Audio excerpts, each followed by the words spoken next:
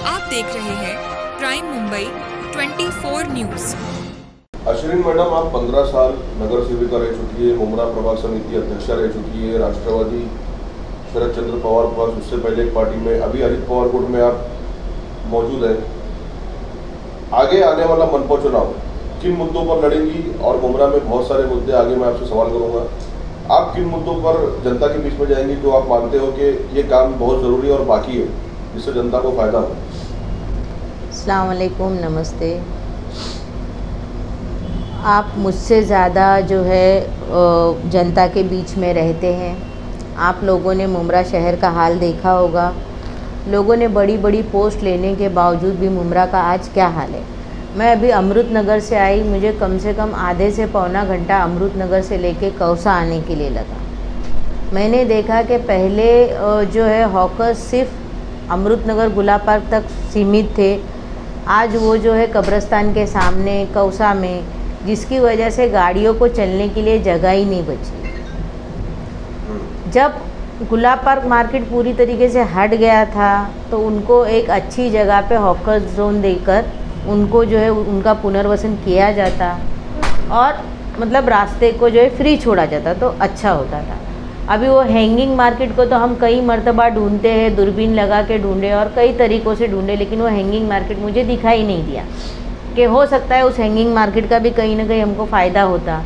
या अगर हमारे यहाँ से एक फ्लाईओवर भी बनाया जाता, जिस तरीके से बम्बई वगैरह दूसरी जगहों पे रहता है कि भाई तंग रास्ते हैं तो चलो ब्रिज बनाया जाए और मतलब ट्रैफिक की समस्या को सॉल्व किया जाए, लेकिन वो भी नहीं बना। गृह निर्माण मंत्री होने के बावजूद भी आज हमारे भाई बहन जो है बेघर हो रहे, बेरोज़गार हो रहे, लोगों के घर टूट रहे। आपको मालूम है एक आशियाना बनाने के लिए कई मतलब तिनकों को जोड़ के उनका घर आशियाना बनता है। उसके लिए लोग कर्जा लेते हैं, घर के जेवरात कोई बेचता है, कोई गांव की ज़मीन बेच के यहाँ पे घर लेता है। ऐसे बहुत सारे वाक़यात होते हैं। आज वो लोग इतनी बड़ी पोस्ट इनको मिलने के बावजूद भी उनको उनके हक के घर नहीं दे पाए। रोड वाइंडिंग के नाम पे घर तोड़े गए, दुकानें तोड़ी गई, उनको 100% लोगों को चीज़ें मिली नहीं। इनके कुछ खास लोगों को मिली होगी, बाकी वो तो बेचारे अभी तक भी बेचारे दुकानदार जो है, कई दुकानदार ऐसे हैं जो अलमास कॉलोनी रोड पे थे, जो डोंगरे नगर पे थे। आपने देखा होगा इन्हीं के चमचे जो है वो दुकानों के हफ्ते वसूल करते। मैम, जब गृह मंत्री थे तो उस टाइम नजीमुल्ला साहब भी तो साथ में थे। देखिए, साथ में तो मैं भी थी। मेरे हाथ में उतनी पावर है क्या? जो पावर जिसकी रहती है उसका यूज़ करने का उसकी ताकत रहती है। और ये सवालात आपको तो उनसे करना चाहिए, क्योंकि 3 मरतबा के विधायक है वो, और अभी चौथी मरतबा लोगों ने उनको 1 लाख वोटों से जिताया है। तो जाहिर सी बात है ये सारे सवालात, बड़े बड़े जो मुद्दे, जो बड़े बड़े काम रहते हैं वो विधायक के रहते हैं। नगर सेवक तो छोटे मोटे काम में, वाटर मीटर गटर में रहता है, उसके बावजूद भी हम लोग जो है हमारे काम को बखूबी निभाने की कोशिश करते हैं। जैसे स्कूल का मुद्दा है, मैं जब पहली बार नगर सेविका बनी तो स्कूल जो है 7वीं तक ही थी। 8वीं 9वीं 10वीं हमने कराया, अल्हम्दुलिल्लाह, शुक्र है अल्हम्दुलिल्लाह। सिर्फ उर्दू मीडियम ही नहीं तो मराठी मीडियम भी हमने 8वीं से 10वीं तक कराया। उसके बाद में स्कूल के लिए जगह नहीं थी, हमने रिजर्वेशन तलाश किए कहाँ है, पता चला MM वैली में रिजर्वेशन है।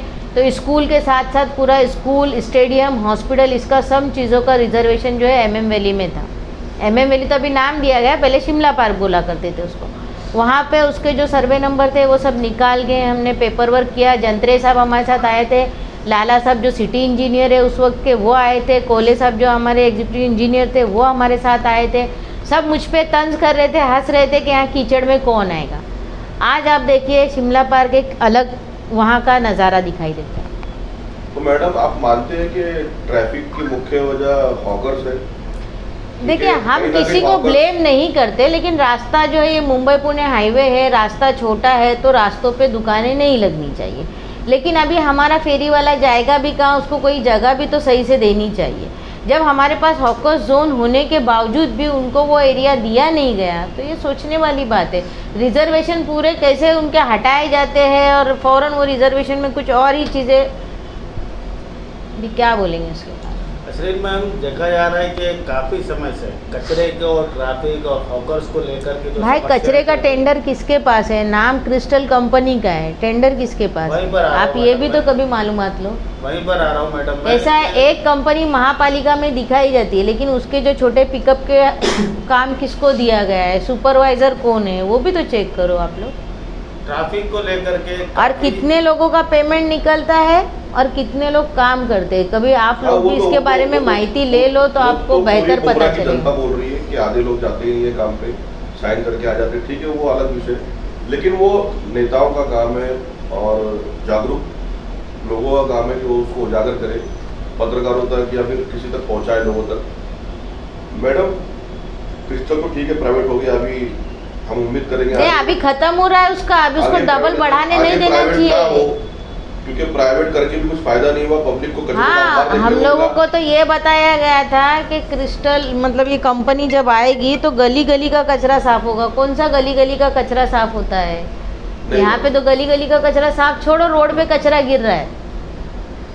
तो ये चीज़ है, अभी ये कैसा है, समझे तो बहुत कुछ, नहीं समझे तो कुछ मतलब नहीं। 4-4 घंटे मुंब्रा प्रभाग समिति में मीटिंग ली जाती है जब कोई त्योहार आता है, तो सभी पार्टी के लोगों को बुलाया भाई जाता है, देखिए, लेकिन उन उस लोगों काम का नहीं होता। क्लियर कट बयान है, ये चुनावी जुमले रहते हैं और वो हंसते हैं, तंज करते हैं, उनके बड़े नेता तंज करते हैं कि मुमरा वालों को खाली बोल दो वो खुश हो जाते। हाँ, वो तो आप लोग मतलब अभी अगर मुमरा वालों को सोचना चाहिए, जनता को सोचना चाहिए अब कि हम हमारे लिए मालिक चुन रहे हैं, ये हमारा साथी काम करने वाला चुन रहे हैं। यहाँ पे तो ऐसा हुआ है, जिसको चुन के दिया है वो मुमरा का मालिक बन के बैठा है, बादशाह बन के बैठा है, और मेरी जनता जो मेरी ये है उसको लोग जो है किस तरीके से ट्रीट कर रहे हैं ये भी आप लोग देख रहे हैं कि हमारे खिलाफ अगर किसी ने आवाज़ उठाया तो उसकी आवाज़ किस तरीके से दबाई जाए, ये चक्करों में रहते। अभी आपने हाल फिलहाल में मेरा भी देखा होगा, मैंने जब ये बात की कि भाई सेक्युलर नेता किसको बोलते हैं, आपने अजीत पवार का एक भी स्टेटमेंट बताओ कि मुसलमानों के खिलाफ है, जबकि राज ठाकरे बार बार मुसलमानों पे तंज करता है। अविनाश जाधव यहाँ पे आके सबसे पहले कौसा मुमरा मस्जिद का भोंगा निकालने की बात करने वाला इंसान कौन था? लोगों के जहन में भोंगा ये माइक की बात डालने वाला इंसान कौन था? यहाँ मस्जिद के सामने वो हनुमान चालीसा पढ़ाने की बात। और जब कलवा में राज ठाकरे आया था तब उसने कितना मतलब मुसलमानों के बारे में जहर उगला था, उस क्लिप को दिखा के इन्होंने वोट तो ले लिया, फिर आज ये लोग उसी के साथ बैठ रहे। तो आप सेक्युलर किसको समझोगे? अजीत पवार का स्टेटमेंट बता दो। अजीत दादा ने जो है, लोग आज जब जानवर को पकड़ा जा रहा था और हमारे मुसलमान भाइयों को मारा जा रहा था गाड़ियों को पकड़ पकड़ के, उस वक्त में होने वाली तकलीफ़ के लिए जो है हमारे लोग अजीत दादा के पास गए, उन्होंने फ़ौरन एक्शन लेके उनको जो है मसला उनका हल करके दे दिया।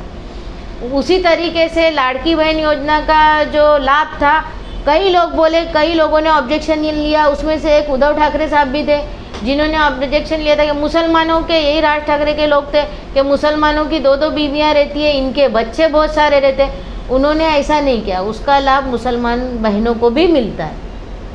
उसके बाद में आपने वो दरगाह का मसला देखा होगा, वहाँ पे जब दरगाह का मसला हुआ तो हमारे कुछ बड़े मंत्री आधे रास्ते से वापस आए और दिखाए हम जाकर आए, हम सेकुलर। और जो बात करते हैं कि आज़ान होते के साथ नमाज़ पढ़ने को वो गाड़ी रोक दिए, वो तो बर्थडे वाले दिन आज़ान हो रही थी और स्टेज पे ही बैठे थे, बाजू में मस्जिद थी, गए क्या नमाज को? मैडम, आपकी पार्टी सेक्युलर या कम्युनल के बेस पे चुनाव लड़ेगी या फिर विकास के मुद्दों पर? देखिए, हमको विकास के मुद्दों पे ही चुनाव लड़ना है, हमको हमारा पर्सनल घर नहीं बनाना है, हमको जो है शहर की बात करनी है, क्योंकि आज हम अगर मर के जाएंगे तो कल हम हमारे बच्चों को क्या देंगे? ये शहर में आने वाले कल में हमारे ही बच्चे रहने वाले। हम जो आज हो रहा है इसीलिए बर्दाश्त नहीं कर पा रहे। और जो बात है कि लोग बार बार कहते हैं पार्टी हमने चेंज की ही नहीं, पार्टी 2 हिस्सों में बटी। घड़ी का चिन्ह अजीत दादा के पास ही है और हम पहले भी घड़ी के चिन्ह से थे, आज भी घड़ी के चिन्ह से। अब अगर 2 भाइयों में घर में लड़ाई होती है तो उसमें हमारी क्या गलती है? अब तुमको जिसके साथ जाना था तुम उधर गए, हमको जिसके साथ रहना था हम उधर रहे। तो इसका मतलब क्या है कि हम अगर आपके साथ आए तो हम अच्छे वॉशिंग मशीन में धुले हुए लोग हैं, और हम अगर दूसरे के साथ जाए तो आप हमारे ही मतलब गिरे उस पर कीचड़ उछालेंगे। मैडम आप अगर हमारे गिरेबान पे हाथ डालोगे तो क्या हम आपको छोड़ेंगे क्या? मैडम ये जो अपना शिवसेना उद्धव गुट है, क्या वो सेक्युलर हो सकती है पार्टी? भाई जब वो सीना ठोक के बोल रहे हैं बाबरी मस्जिद हमने तोड़ी, सबसे पहला बाबरी मस्जिद में जाने वाला इंसान कौन था और किसके पार्टी के लोग थे, ज़रा मालूमात निकाल लो, फिर आप बताओगे कि सेकुलर कौन था। अजीत दादा ने ऐसा कुछ बोला है क्या? आप बताओ ना मुझे कि अजीत दादा की एक तो हरकत ऐसी बताओ, मतलब बाकायदा उन्होंने जिस वक्त में मुसलमानों के खिलाफ हालात जा रहे थे महाराष्ट्र में, अब तुम बोलोगे कि अगर दिल्ली में आग लगी है पानी मैं मेरे घर पे मुमरा में डालूंगी, तो ये सही है क्या? अभी वहाँ की वो सरकार अलग है, यहाँ की सरकार अलग है। अभी महाराष्ट्र में अगर आपको सहूलत मिल रही है तो आप उसका उल्टा नुकसान क्यों उठा रहे हो? फ़ायदा उठाओ ना। जब अजीत दादा ने ऐसे हालात में ऐसे माहौल में आपको एक दावत रखी, अजीत दादा ने अफ्तार पार्टी रखी वहाँ पर मुसलमानों के लिए, तो ये छोटी बात है क्या? तो इससे आपको समझना चाहिए ना, हमारे मुस्लिम बड़े बड़े लीडर किसके साथ है आज बताओ ना, इन लोगों के साथ कितने मुस्लिम लीडर है अभी हमारे, और कौन सी बड़ी बड़ी पोस्ट इन्होंने उनको दी है। जब इनका सना मलिक के जो वालिद है नवाब मलिक साहब जब अंदर थे तो उनको सहारा किसने दिया, सपोर्ट किसने किया, ये भी तो आप सोचो। इम्तियाज जलील किसकी वजह से हारे? असदुद्दीन ओवैसी साहब क्या बोल रहे हैं बार बार? अरे अगर इतना ही है तो एक लीडरशिप असदुद्दीन ओवैसी के लेके चलो, लेंगे क्या? क़यादत उनकी संभालेंगे क्या? नहीं संभालते हमारे लोग। अभी असदुद्दीन ओवैसी वहाँ पर है, हम महाराष्ट्र में रह रहे, तो हमको जो सेक्युलर लग रहा है, हमारे शहर के काम जो लोग कर रहे हैं, आप बताओ इतने साल में शहर में कितने काम हुए थे और आज कितने काम हो रहे? आज जब काम हो रहा है, कल तक बोल रहे अरे हमारे पास बजट नहीं है, कटोरा लेके हम भीख मांग रहे हैं बजट के लिए, और आज जब काम हो रहा है तो तुम आमदार हो, उसका फ़ायदा उठा के अधिकारियों को डांट टपट के दबा के अपने ठेकेदार को ठेका दिला के फिर उसका क्रेडिट लेते हो। ये कहाँ तक सही है? आज हम बोल रहे तो हमारी आवाज़ इनको चुभ रही है, इसके लिए मुझे घेरने की कोशिश कर रहे हैं। ठीक है, मैंने हमारे जो बड़े उल्मा है पर्सनल, उनसे मैंने माफ़ी भी मांगी, क्योंकि माफ़ी मांगने से मैं छोटी नहीं होती। वो हमारे बड़े हैं, सर आँखों पे सर पे हमारे हो, हमारे से बड़े हो, उनकी इज्जत है, मैंने उनकी बेइज्जती की ही नहीं। मैंने मेरे अल्फाज क्लियर कट उसमें जाहिर की थी, लेकिन उसके बावजूद भी उनको तो तोड़ मड़ोड़ के वो करके डालना था। कहीं से गया, इनके पास मुद्दे नहीं बचे ना अभी। देखो दरगाह गली में जो कब्रस्तान है, वो कब्रस्तान इतनी खस्ता हालत में था, आज अल्हम्दुलिल्लाह हम उनका काम करना चाह रहे, जेई को डरा रहे, उसको धमका रहे। कोई किसके मोहल्ले में काम चालू किया है, किसको पूछा, कैसे नाप लेने है? अरे क्यों भाई, तुम क्या वार्ड के मालिक हो? नगर सेवक हो, नगर सेवक बन के रहो। अभी भी नगर सेवक नहीं है 4 साल से कोई, और कोई किसका बाप नहीं है, कोई किस चीज़ का मालिक नहीं है। जिसको चाहे जो चाहे जब चाहे वार्ड में कहीं पे भी आके कोई भी काम कर सकता है। तुम इसके ज़रिए से डराओ। अगर हमारे से किसने बात किया फ़ोन करके, अरे उसको क्यों बुलाया, हाँ हमारे को बोलने का, हमारे से काम कराने का। हमने मलिक रेसिडेंसी का काम किया, मैं नाम लेके बताती हूँ। वहाँ पे गए, आप लोगों को क्या क्या काम है बोलो, हम करा के देते। वहाँ पे कैमरे लगा रहे, ये भाई लोग जिसको भी काम कराने कराएंगा, मेरे को बुलाओ, मेरे शौहर को बुलाओ, इंशाअल्लाह ताला तुम्हारे जितने भी लाख का काम होगा फ्री में हो जाएगा, और मेरे भाई लोग करके देंगे। मैडम जैसा कि हमारी समझ में आता है, मुमरा में 4 अहम और बड़े मुद्दे ये अगर सॉल्व हो गए तो मुमरा की काया पलट हो जाएगी। सबसे पहला टोरेंट, ट्रैफिक, रिजर्वेशन। देखो टोरेंट अभी हटेगा तो नहीं, प्राइवेटाइजेशन का जो कीड़ा लगाया गया है मुमरा शहर को, ये दीमक की तरह खा रहा है। पहले टोरेंट को लाकर तो आप लोग हमको पहला, हम लोगों को पहले इसमें लाओ तो सही।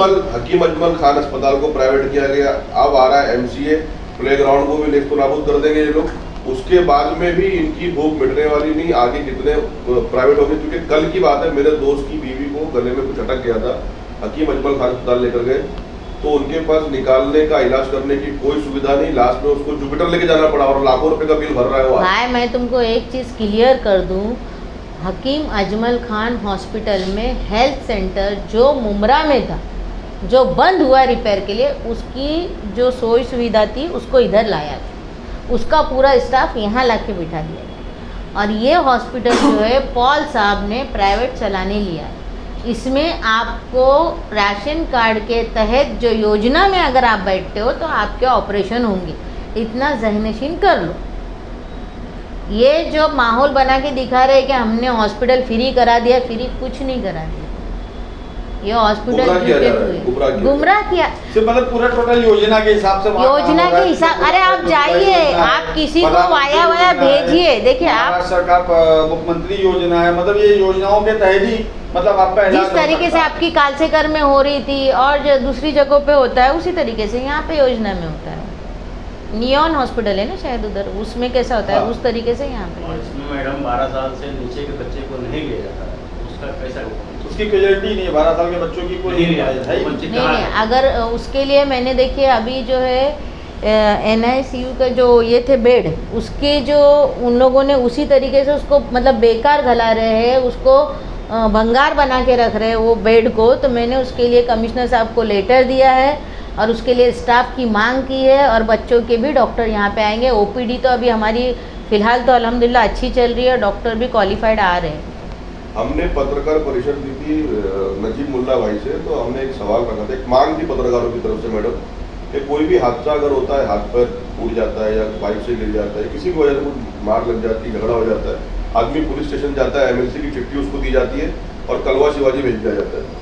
तो वो MLC की चिट्ठी लेकर के हकीम अजमल खान में अगर इलाज हो जाए, उसकी फॉरेंसिक करके जो भी उसका मापदंड है वो करके ये अच्छा मुद्दा आपने बताया। इंशाल्लाह ताला नजीब भाई से मेरे हम लोग की बात हुई थी। भाई नजीब भाई को मुमरा ने 15,000 वोट ही दिया है, वो जीते नहीं है।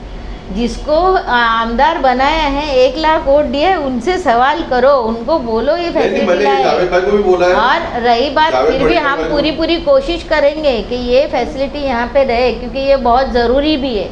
अभी आने वाले कल में तो हमारे लिए यहाँ ब्रिज वगैरह भी जो अभी शुरू हो रहे हैं, तो उसके लिए बहुत ज़रूरी है ये सब चीज़ें। मैम अगर आप जैसे करें कि 15,000 ही वोट मिला है उनको, मगर चलिए 15 नहीं, ये कहने की बात है कि वो हमारे कार्यकर्ता के वोट थे, ऐसा। चलिए वो भी क्योंकि शहर ने उनको कबूल नहीं किया। अगर कबूल करते तो और हालात मतलब बेहतर होते। और चलो अगर उसमें कोई खामी खराबी थी भी तो और भी तो 2 लोग थे ना। कैसा एक ही आदमी को बार बार तुम लोग परख रहे हो। तो आज हम वही चीज को पूछे कि अब उसीलिए तो सामने वाले भी वो बोल रहे हैं ना, भाई हमको मुमरा ने लाख रुपये, तुमको तो गिना भी नहीं। अरे नहीं गिना भाई, ठीक है, मर्जी है। आज तो अभी सप्ताह अभी मेरे ख्याल से कल ही लाइव पे हम लोग थे, तो एक लड़के ने बोला कि ये मैडम तो बोले इसके वोट से 200 भी वोट नहीं गिरा पाई। मेरे ख्याल से उसकी आंखें खराब थी वो लड़की की। मैडम जब भी सवाल किया जाता है तो आप बोलते हैं कि हमको 15,000 ही वोट मिले हैं, और एक बंदे बोलते हैं हम सत्ता में ही नहीं, ये सब काम करेगा कौन? भाई मैंने क्या बोली, मेरा जुमला स्टार्ट में ही था। जब गृह निर्माण मंत्री थे, घरों की योजनाओं का कुछ करना चाहिए था। मुमरा शहर बहुत पुराना है, यहाँ की बिल्डिंगें खस्ता हाल है। तो पहले कितने मंजिला हुआ करती थी, आज कितनी मंजिला बन रही है, मजबूरी मुमरा वालों की क्या है, ये हर कोई बेहतर जानता है। उन्होंने तो कहा कि जब मैंने गृह निर्माण मंत्री बने तो कोविड आ गया था, इसके वजह से हमारा पूरा। भाई बम्बई में योजनाएं पास नहीं हुई क्या? हुई ना। उसके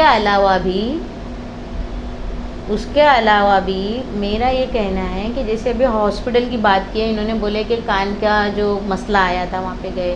फिर एक्सीडेंट अगर इमरजेंसी होता है तो, या फिर किसी की लड़ाई होती है तो हमको कलवा जाना पड़ता है। और इसी तरीके से जो है बच्चों के लिए, छोटे बच्चों का जो है वो बेड वगैरह का भी अभी तक शुरुआत नहीं की गई है। तो ये सब काम किसके? जब तुम बड़े काम की क्रेडिट ले रहे हो ना, छोटे से छोटे गटर के ढक्कन की क्रेडिट लेने आते हैं। अभी एक मजे की बात देखो, ये अपला दवाखाना जो योजना है, इसका बजट कौन दिया? श्रीकांत शिंदे ने दिया। क्रेडिट कौन लेने आता है? नारियल कौन फोड़ता है? क्या हम क्या आपस में खाली हमारे कार्यकर्ताओं को लड़ाने का? हम जाते ही नहीं भाई, तू क्रेडिट ले, तू खुश रहे। पानी की लाइन, जब हमारे ऑफिस पे लोग आए आज़ाद नगर के, हमने बार बार मुद्दा उठाया, 500 रुपये लेते, 500 रुपये घर से लेते, हमारी माँ बहनें रोड पे बैठ के पानी भर रही है, कपड़े धो रही है, तब जाके पानी की लाइन हमने जो है पास कराए थे नजीब मुल्ला के इलेक्शन में। तो उसको डालने नहीं दिया गया, उस पर विरोध किया गया, वहाँ के लोगों को जो है रोका गया, काम करने से अधिकारियों को रोका गया, धमकाया गया। उसके बाद में एक ही दिन में जब सोनाजी नगर के हमारे ऑफिस पे आज़ाद नगर की पब्लिक आई, रातों रात आवर साहब को कौन सा बजट पास हुआ? उन्हीं अधिकारियों से काम कराया गया। आज भी अल्हम्दुलिल्लाह, शुक्र है अल्हम्दुलिल्लाह, आज़ाद नगर तक जो है पानी की लाइन आ रही है। हमें खुशी है, हमको क्रेडिट चाहिए ही नहीं और वाहवाही चाहिए ही नहीं। हमारे भाई बहन खुश रहे, उनके काम हो, यही हमारा मेन वो तो मकसद। जनता देख रही है। और मैडम हाँ, और अभी फिर बोलती हूँ, जिसको भी अपना काम कराना होगा, हम लोगों को सिर्फ एक बार बुला लो, कितने भी लाख का काम हो, आपका काम होके मिलेगा आपके इंशाल्लाह। वार्ड में- मेरे भाई लोग करके देंगे। आपके वार्ड में ऐसा कौन सा काम आपको लगता है जो बचा हुआ जो आप करके देंगे जीत के आने के बाद? बोली ना, सबसे बड़ा काम जो है वो दरगाह रोड के नाले का काम है, जिसकी वजह से हमारे दरगाह में पानी भरता है, उसके अतराफ के इलाकों में पानी भरता है, सुनार की दुकानों में पानी भरता है। देखिए, अपने प्रोजेक्ट के फ़ायदे के लिए रास्ते बनाए गए, नाले को चौड़ा किया गया। यहाँ के नालों का पहले भी बजट आया था, जब मैं मुमरा प्रभाग समिति की अध्यक्ष थी, मैंने खुद सर्वे किया था और आप लोगों ने वो न्यूज़ भी लगाई थी। अब मुझे उन सब बातों पे जाना नहीं है। तो उस वक्त में जो है सामने के जहाँ पे आबादी ही नहीं है, वहाँ के नाले बनाए गए, खाड़ियों को बुझाया गया। अब पानी जाएगा कहाँ? जब खाड़ी के मुंह खुलेंगे, नाले हमारे जो है बनाए जाएंगे, उनकी दीवारें जो टूट गई है जिसकी वजह से पानी बाहर आता है, तो इंशाल्लाह हमारा काम सबसे पहला तो वही रहेगा, कब्रस्तान और दरगाह रोड का नाला है, हमारे चरनीपाड़ा का नाला है, उसका काम होगा। और टीएमसी स्कूल एक बड़ी इमारत के तौर पे हमारे सामने इंशाल्लाह जल्द अज जल्द दिखाई देगी और इसका काम नवंबर दिसंबर तक शुरू हो जाएगा।